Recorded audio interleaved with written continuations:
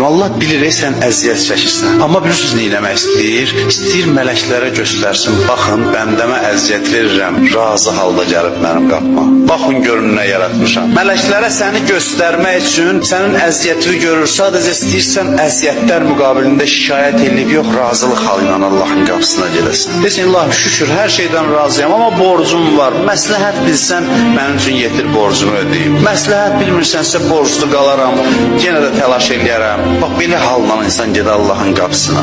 İmam Həsən əleyhissalamın sözü deyir, kim razı halda Allahın qapısına getsə, mən İmam Həsən zəmanət verirəm duasının qəbuluna. Duası qəbul olar. Allah halın müştərisidir. Verib verməmək asan məsələ, bunu yadda sal. Bir dənə bilin ki, kimin huzurundasınız da hər şeyin xəzinəsi onun əlindədir. Niyə verməsin? Niyə verməsin? Halı istəyir, halın müştərisidir.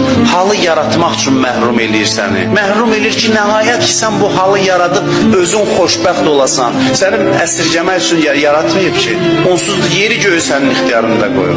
Hərdən deyir, verməyin, görək nə olacaq, halı nə olacaq, o haldır mühüm. Verməyəndə də deyəsən elə, sən mənim Rəbbimsən. Az verməmsən ki, bunu istəmirsən, vermə. Onda deyir, bəs deyir, bunu istəyirdim, hacətini verin o. Biz amma deyir, bədbəxtəm, biçarəyəm, bu nə işdir başıma asmısan, Allahla dava dilində dua edib, belə şəkil. Onda da bəzən verir ki, verin səsi kəsilsin, səsindən zəhləm.